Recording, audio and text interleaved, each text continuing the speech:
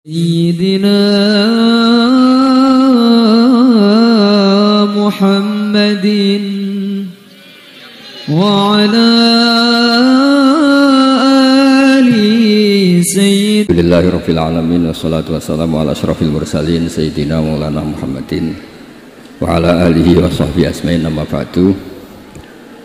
Ingkang sangat kula hormati sedanten keluarga besar Kiai Jazuli, wabil khusus wonten Kiai Haji Nurul Huda, sedanten Nyai Bat, wonten Mbah Kawula Nyai Jamilah, sedanten mawon ingkang kula hormati wonten Gus Anim. Kula namung memastikan bahwa boten enten kitab ingkang berkahi Indonesia kados Alfiyah teng bab nahwu. Terus riyen dulu Alfiyah itu yang terkenal itu dibawa diantaranya Syekhona Khalil, Mbah Soleh Darat. Kemudian wonten istilah Alfiyah Kiai Jazuli. Terus Mbah Mun sering cerita dulu Mbah Khim pamanipun beliau itu mondok teng Lirboyo kalian Mbah Maimun. Gara-gara kesemsem Alfiyah ala Gus Ali yang dari Kiai Jazuli, terus Mbah Khim ini mondok teng Peloso. Nggih mondok teng mriki. Terus kula secara sanad di antara mbah guru kula selain Mbah Karim nggih Kiai Jazuli. Kemudian Mbah Maimun itu di antarane ngaos tafsir teng Sayyid Alawi, abaipun Sayyid Muhammad. Dan ini menjadi rentetan kewajiban keilmuan.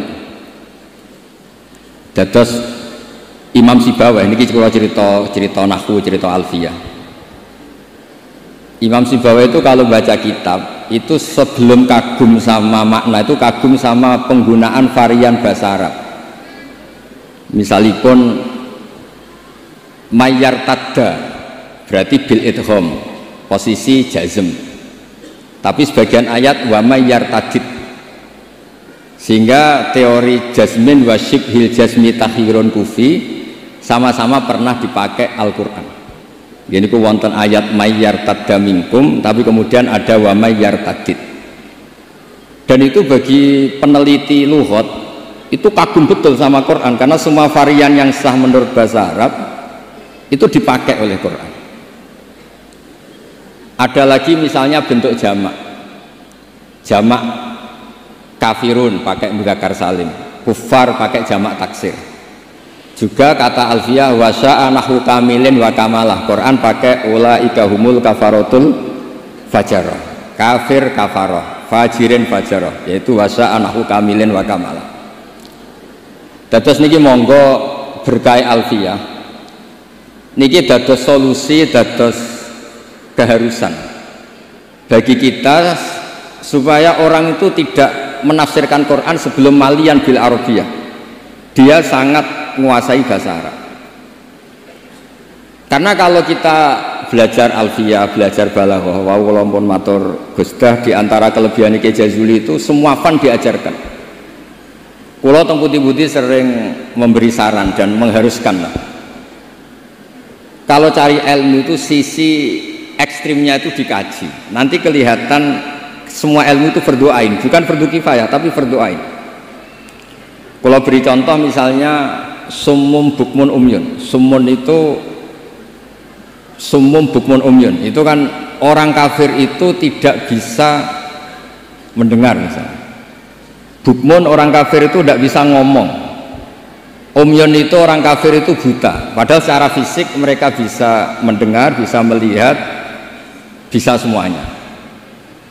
Dan itu kalau nanti Quran itu diuji secara kenyataan, ternyata mereka bisa bicara, bisa mendengar, juga bisa ngomong. Tapi kalau kita ngaji balaghah ngerti duduk perkaranya. Mereka dikatakan summun karena la yasma'unal haq, tidak mau mendengar kebenaran. Dikatakan bukmun la yatakallamuna bil haq, tidak bisa ngomong hak. Dikatakan umyun karena la yubsirunal haq, tidak melihat hak. Kemudian di balaghah diajarkan kalau tasbih, kalau orang ganteng biasa disebut anta kal badri, tapi kalau sudah ganteng banget disebut anta samsun, anta badrun. Sama di kebalikannya juga sama. Kalau terlalu nggak bener bukan lagi kasumi tapi disebut summum bukmun umyun.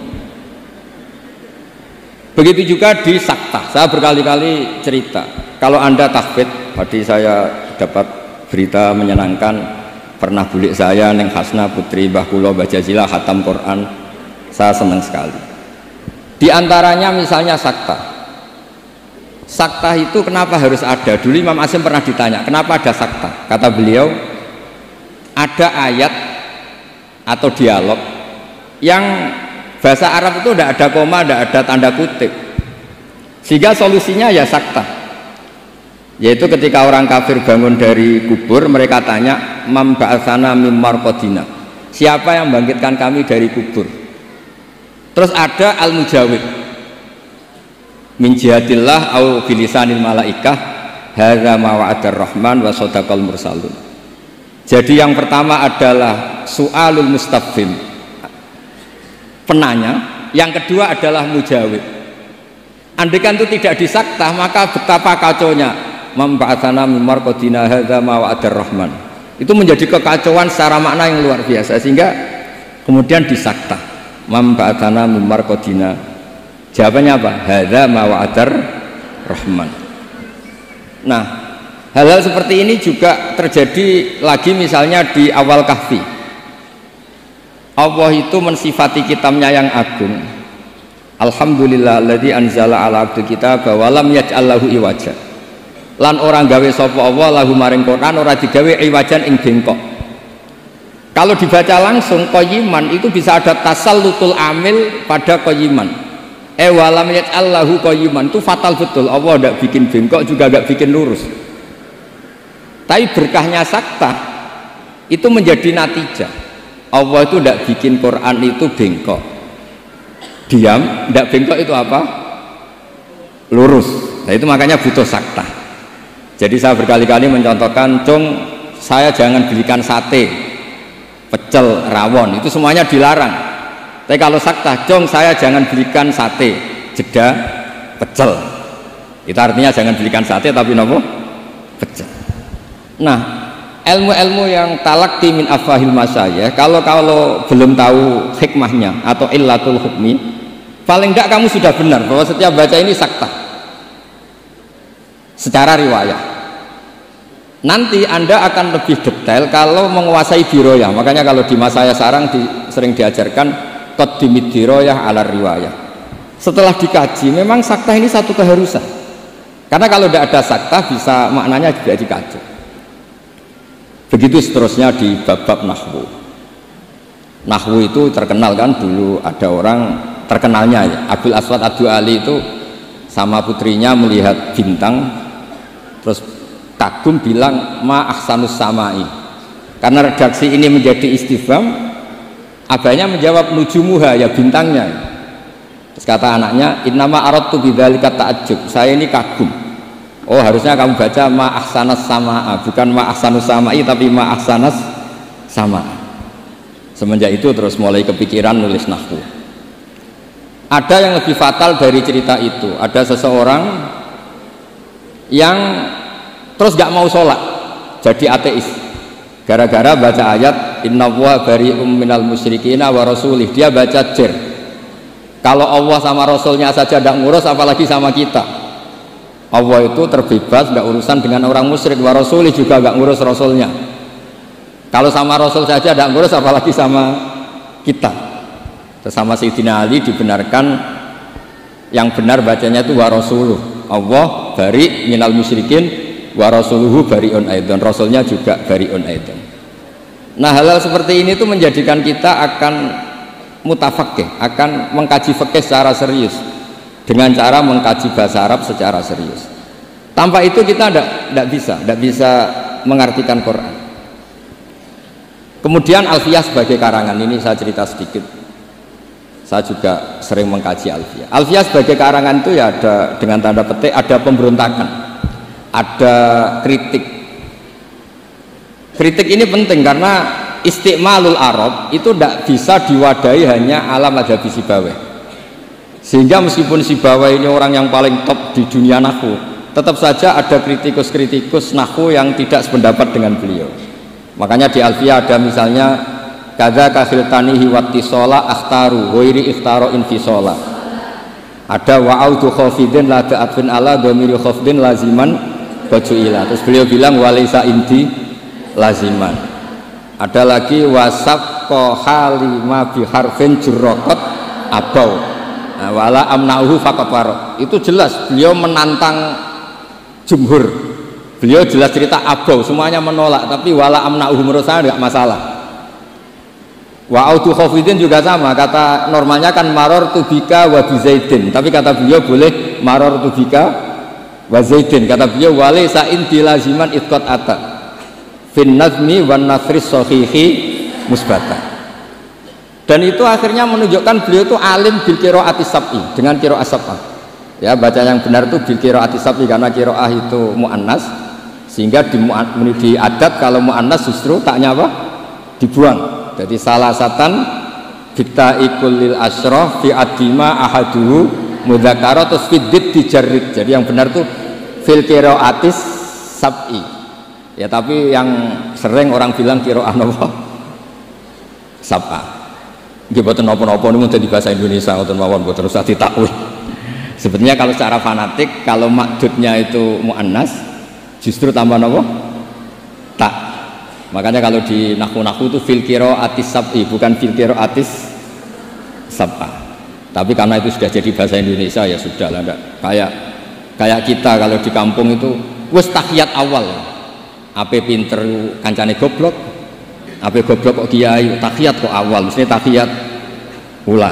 Jadi enak goblok bareng ngoten mawon. Karena kalau sering matur teng Mbah Kausar. Pertama korban iku lho, sesuk abahe digojlok. Semoga kapan-kapan lebih berakhlak. Mbah kula. Cerita bodoh itu barokah. Terus nahu riyen dikarang barokah wong salah ma ahsanus samai. Riyen hadis paling populer nggih barokah yang mboten sopan. Terus Nabi pas khutbah. Niki cerita, mungkin cerita terakhir kula. Nabi pas khutbah cerita kiamat itu dahsyat. Mungkin orang ini mangkel, ini cerita kiamat kok gak ada tanggalnya.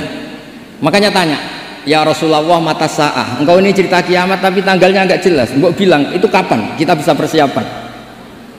Nabi gak jawab. Ya mulai dulu analis itu banyak. Nabi ketika jawab, ada yang sahabat bilang lam yasma falam yujib, Nabi gak dengar maka gak jawab. Yang satu bilang sami'a wa kariha, sebenarnya Nabi dengar tapi gak berkenan karena pas khutbah kok di jeda ada pertanyaan. Tapi lama-lama Nabi tanya, manis sa'il, yang tanya tadi siapa? Diulang lagi sama Arabi tadi, mata sa'ah.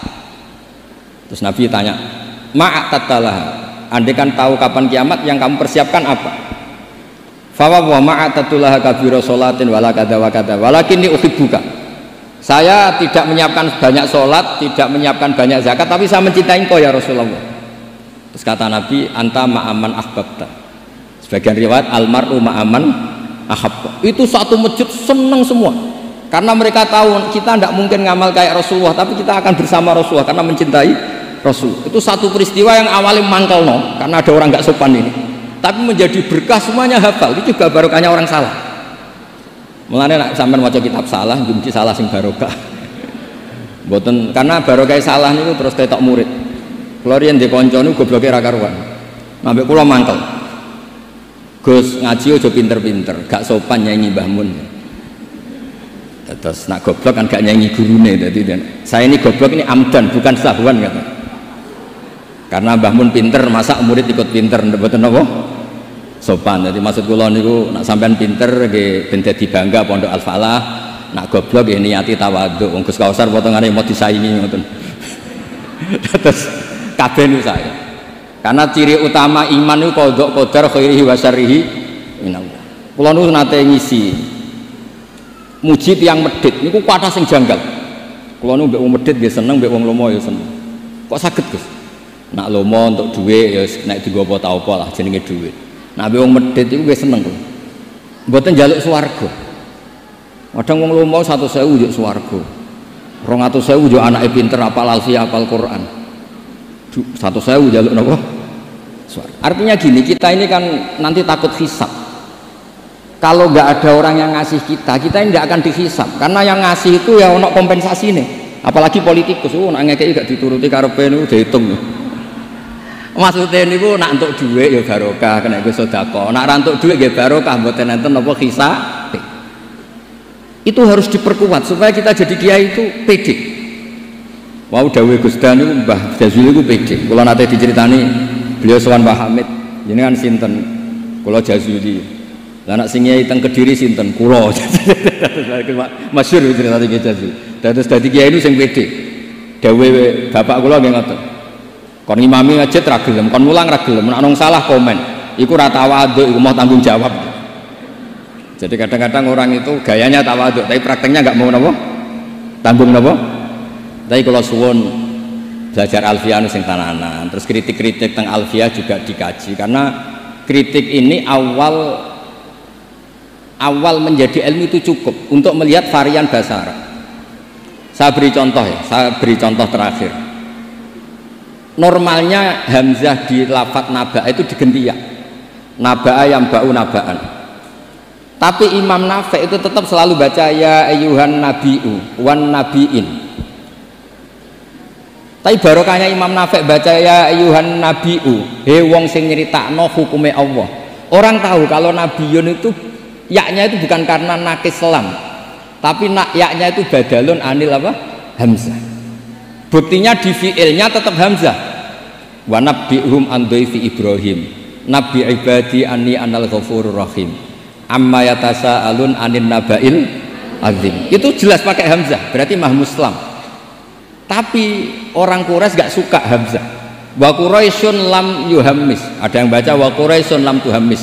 Seperti lazimnya muannas yang tidak hakiki, itu boleh tarkut tak boleh ndak.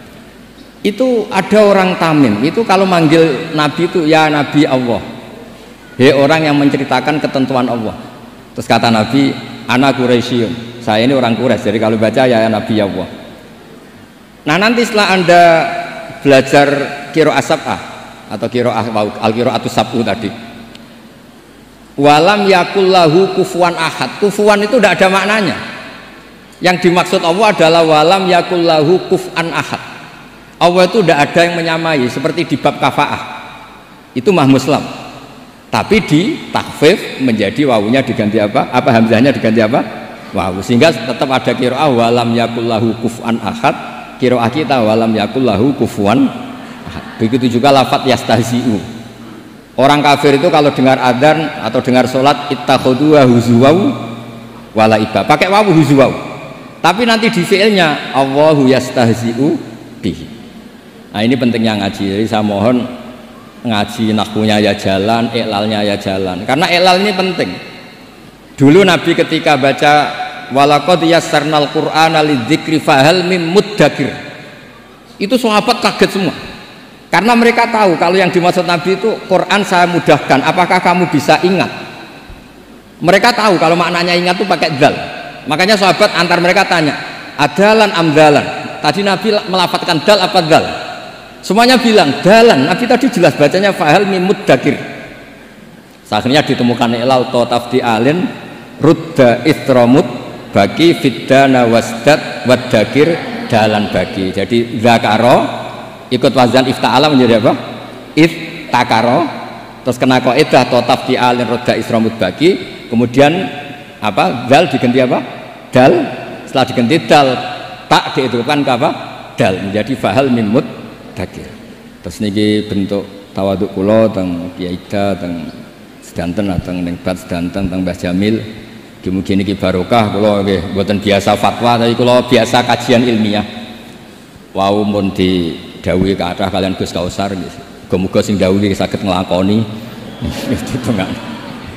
Terus mergi kula niku nek ana wong setor alfiah ije eling nek zaman mondok sarang, wong setor kok ije eling berarti gak wong bener.